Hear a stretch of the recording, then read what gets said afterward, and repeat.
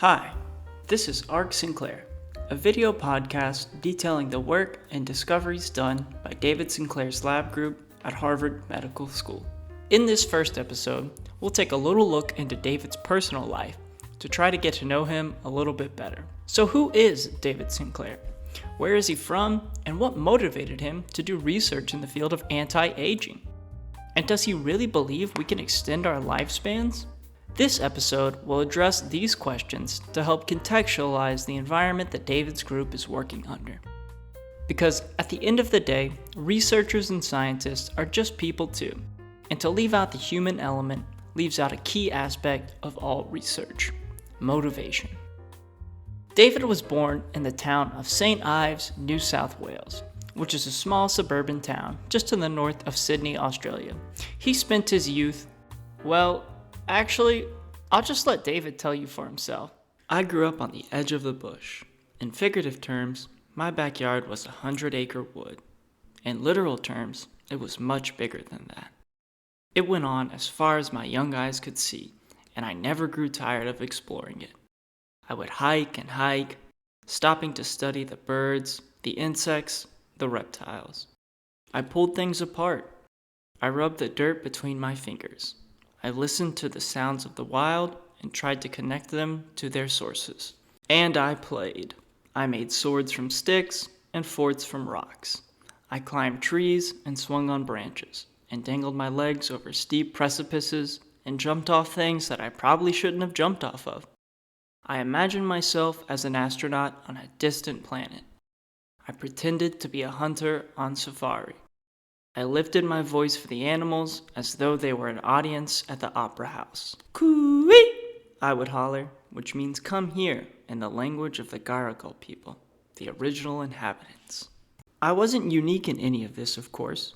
There were lots of kids in the northern suburbs of Sydney who shared my love of adventure, exploration, and imagination. We expect this of children. We want them to play this way. Until, of course, they're too old for that sort of thing. Then we want them to go to school. Then we want them to go to work, to find a partner, to save up, to buy a house. Because, the clock is ticking. The clock David's discussing here is, of course, the clock of aging. Father Time himself. But how did David become interested in such an idea? I think this next story about David's grandmother can help to answer that question. My grandmother was the first person to tell me that it didn't have to be this way. Or I guess she didn't tell me so much as show me. She had grown up in Hungary, where she spent bohemian summers swimming in the cool waters of Lake Balaton and hiking in the mountains of its northern shore at a holiday resort that catered to actors, painters, and poets. In the winter months, she helped run a hotel in Buda Hills before the Nazis took it over and converted it to the Central Command of the Schutzstaffel, or SS. A decade after the war, and the early days of the Soviet occupation, the communists began to shut down the borders. When her mother tried to cross illegally into Austria, she was caught, arrested, and sentenced to 2 years in jail, and died shortly after. During the Hungarian uprising in 1956, my grandmother wrote and distributed anti-communist newsletters in the streets of Budapest. After the revolution was crushed, the Soviets began arresting tens of thousands of dissidents, and she fled to Australia with her son, my father, reasoning that it was the furthest they could get from Europe. She never set foot in Europe again, but she brought every bit of Bohemia with her. She was, I have been told, one of the first women to sport a bikini in Australia, and got chased off Bondi Beach because of it. She spent years living in New Guinea, which even today is one of the most intensely rugged places on our planet, all by herself. Though her bloodline was Ashkenazi Jew and she had been raised a Lutheran, my grandmother was a very secular person. Our equivalent of the Lord's Prayer was the English author Alan Alexander Milne's poem, Now We Are Six, which ends, "But now I am 6. I am as clever, so I think I'll be 6 now, forever and ever." She read that poem to me and my brother again and again. 6, she told us, was the very best age, and she did her damnedest to live life with the spirit and awe of a child of that age. Even when we were very young, my grandmother didn't want us to call her grandmother, nor did she like the Hungarian term nagi mama or any of the other warm terms of endearment, such as bubby, grandma, and nana. To us boys and everyone else, she was simply Vera. Vera taught me to drive, swerving and swaying across all of the lanes, dancing to whatever music was on the car's radio. She told me to enjoy my youth, to savor the feeling of being young. Adults, she said, always ruin things. Don't grow up, she said. Never grow up. Well into her 60s and 70s, she was still what we call young at heart, drinking wine with friends and family, eating good food, telling great stories, helping the poor, the sick, and the less fortunate, pretending to conduct symphonies, laughing late into the night. By just about anyone's standards, that's the mark of a life well lived. But yes, the clock was ticking.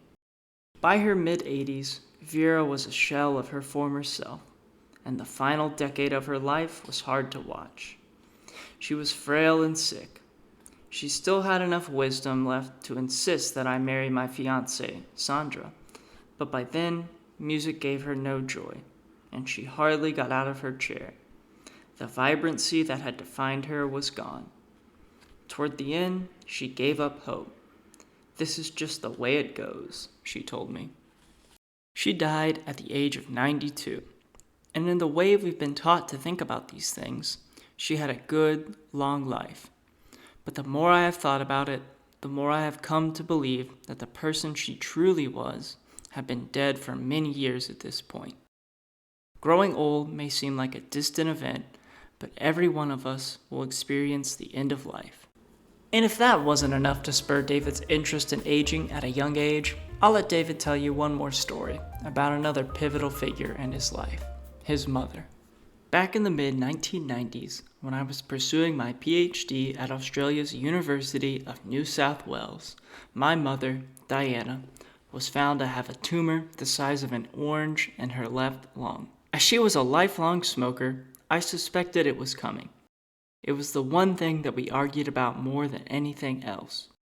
When I was a young boy, I used to steal her cigarettes and hide them. It infuriated her. The fact that she didn't respond to my pleas to stop smoking infuriated me too. "I have lived a good life. The rest is a bonus," she would say to me in her early 40s. "Do you know how lucky you are to have been born? You're throwing your life away. I won't come visit you in the hospital when you get cancer," I would say. When the cancer finally arrived about a decade later, I wasn't angry. Tragedy has a way of vanquishing anger. I drove to the hospital, determined to solve any problem. My mother was responsible for her own actions, but she was also a victim of an unscrupulous industry. Tobacco alone doesn't kill people. It's the combination of tobacco, genetics, and time that most often leads to death. She was diagnosed with cancer at the age of 50. That's 21 years earlier than the first diagnosis in the average lung cancer patient. It's also how old I am now. In one way of thinking, my mother was unfortunate to develop cancer at such a young age. After her back was opened up, rows of ribs were cut from her spine, and major arteries rerouted, she lived the rest of her life with just one lung, which certainly impacted her quality of life and ensured that she only had a few years of good life left. On the genetics front, my mother was also unfortunate. Everyone in my family, from my grandmother to my youngest son, has had their genes analyzed by one of the companies that offer these services. When my mother had hers done, she learned, albeit after she had cancer, that she had inherited a mutation in the SERPINA1 gene, which is implicated in chronic obstructive pulmonary disease or emphysema. That meant her clock was ticking even faster. After her lung was removed, her right lung was the sole provider of oxygen, but the deficiency in SERPINA1 meant that her white blood cells attacked her remaining lung, destroying the tissue as if it was an invader. Eventually, the lung gave out. In another way of thinking, though, my mother was very lucky. She had the come-to-God moment that many smokers need to go to battle with the tremendously powerful forces of addiction in a time to save her life. And she spent another 2 decades on this planet. She traveled the world, visiting 18 different countries. She met her grandchildren. She saw me give a TED Talk at the Sydney Opera House. For this, we must certainly credit the doctors who removed her cancerous lung. But we should also acknowledge the positive impact of her age. One of the best ways to predict whether someone will survive a disease, after all, is to take a look at how old he or she is when diagnosed. And my mother was, relatively speaking, very young. So there it is. I think watching his grandmother and mother grow old at an early age spurred his interest in aging. But does he think we can actually slow, stop, or even reverse aging? Considering he spent the better part of the past 30 years researching just that exact topic, I think the answer is obvious. But if there is any doubt, I'll let David clear it up for himself.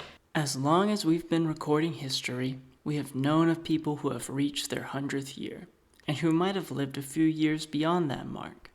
But very few reach 110, and almost no one reaches 115.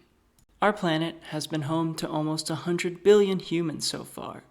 We know of just one, Jeanne Calment of France, who ostensibly lived past the age of 120. Most scientists believe she died in 1997 at the age of 122. Although it's also possible that her daughter replaced her to avoid paying taxes. Whether or not she actually made it to that age really doesn't matter. Others have come within a few years of that age, but most of us, 99.98% to be precise, are dead before 100. So it certainly makes sense when people say that we might continue to chip away at the average, but we're not likely to move the limit. They say it's easier to extend the maximum lifespan of mice or of dogs, but we humans are different. We simply live too long already. They are wrong. There's also a difference between extending life and prolonging vitality. We're capable of both, but simply keeping people alive decades after their lives have been defined by pain, disease, frailty, and immobility is no virtue. Prolonged vitality, meaning not just more years of life, but more active, healthy, and happier ones, is coming. It is coming sooner than most people expect. By the time the children who are born today have reached middle age, Jeanne Calment may not even be on the list of the top 100 oldest people of all time. And by the turn of the next century, a person who is 122 on the day of his or her death may have been said to have lived a full, though not particularly long, life. 122 years might be not an outlier, but an expectation. So much so that we won't even call it longevity. We will simply call it life. And we will look back with sadness on a time in our history in which it was not so. What's the upward limit? I don't think there is one. Many of my colleagues agree. There is no biological law that says we must age. Those who say there is don't know what they're talking about. We're probably still a long way off from a world in which death is a rarity, but we're not far from pushing it even further into the future. All of this, in fact, is inevitable. Prolonged, healthier lifespans are in sight.